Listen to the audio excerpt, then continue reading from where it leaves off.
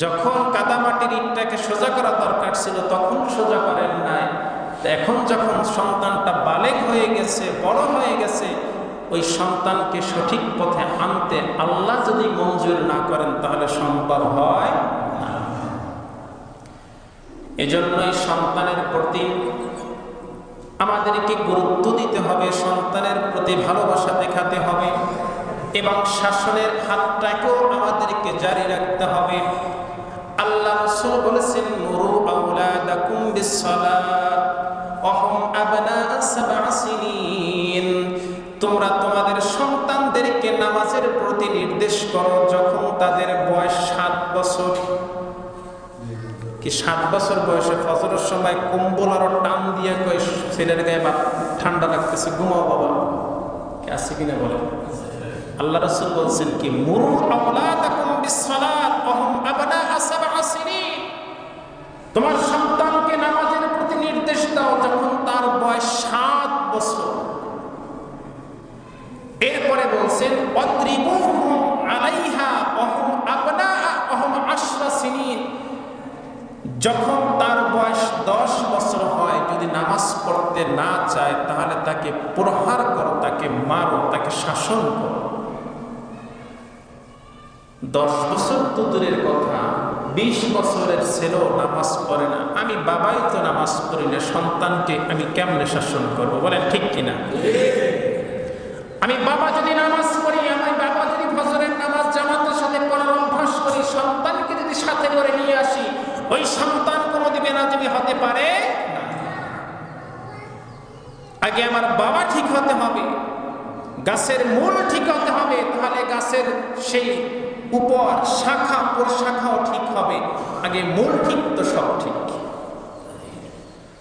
ওয়াদরিবুহুম আলাইহা ওয়া হুম আবনাউ 10 সিনিন, সন্তানকে প্রহার করার হুকুম দিয়েছেন আল্লাহ রাসূল যখন তার বয়স 10 বছর, যদি সে নামাজ না পড়ে।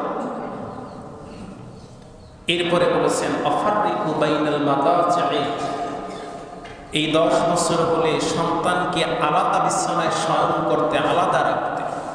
যদি এইভাবে আমি আপনি সন্তানকে পরিচালিত করতে পারি, তাহলে আল্লাহ রাসূল বলেছেন ইজা মাতাল ইনসানু ইনকাতা আমালুহু ইল্লা মিন সালাস, যখন কোনো মানুষ দুনিয়ার জমিন থেকে চলে যায়, ইন্তেকাল করে মারা যায়, তখন তার সমস্ত আমলের দরজা বন্ধ হলেও 3টা আমলের দরজা খোলা থাকে। একটা হলো সাদাকাতিন জারিয়া, একটা হলো সাদকায়ে জারিয়া, আপনি মসজিদ মাদ্রাসায় দান সদকা করবেন এইটা, আও ইলমিন ইউনতাফাউ বিহি, আপনি ইলম শিক্ষা করবেন, আপনি শিক্ষা করবেন, আপনি আরেকজনকে শিখাবেন, সে আরেকজনকে শিখাবে, এই ধারাবাহিকতায় সদকার সওয়াব পাবেন। আরেকটা হলো আও ওয়ালাদুন সালিহিন, দুনিয়ার জমিনে আপনি নেককার সন্তান রেখে যাবেন, ইয়াদউ লাহু, ওই সন্তান আমার আপনার জন্য দোয়া করবে, আমি আপনি মৃত্যুর পরেও ওই সন্তানের দোয়ার ফসল আমরা কবরে বসাবো। বলেন না সুবহানাল্লাহ। এখন আমি যদি আমার আপনার সন্তানকে সাজাতে না পারি, তাহলে দুনিয়ার জমিনে ঠিকই সন্তান থেকে যাবে, আমি বাবা চলে যাব, আমার জন্য দোয়া করার মতো আমার ওয়ারিস দুনিয়ায় থাকবে না। এজন্য সন্তানকে দ্বীনি শিক্ষায় শিক্ষিত করতে হবে, কোরআন শিখাতে হবে, হাদিস শিখাতে হবে, আল্লাহর তাওহীদের বাণী শিখাতে হবে, রিসালাতকে শিক্ষা দিতে হবে।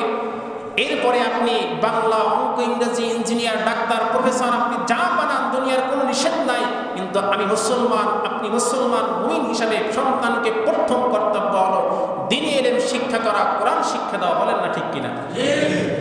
হাদিস শরীফে বলেছেন খায়রুকুম মান তাআল্লামাল কুরআনা ওয়া আল্লামা, সর্বোত্তম ব্যক্তি হলো দুনিয়ার বুকে ওই ব্যক্তি যিনি কোরআন শিক্ষা করেন এবং অন্যকে শিক্ষা দেন। এর চেয়ে উত্তম ব্যক্তি দুনিয়ার জমিনে আর কেউ নাই। এইভাবে যদি আমি আপনি সন্তানকে সাজাতে পারি, তাহলে আমার আপনার জন্য দুনিয়ার জমিনে আমি আপনি চলে যাওয়ার পরও সওয়াবের পথ জারি থাকবে। আর এই সন্তানটাই আমার আপনার জন্য সেই কঠিন কিয়ামতের দিন সুপারিশের জন্য দাঁড়িয়ে যাবে। একজন হাফেজ সাহেব, সে তার মা বাবাকে সুপারিশ করে জাহান্নামী মা বাবাকে জান্নাতে নিয়ে যেতে পারেন না সুবহানাল্লাহ।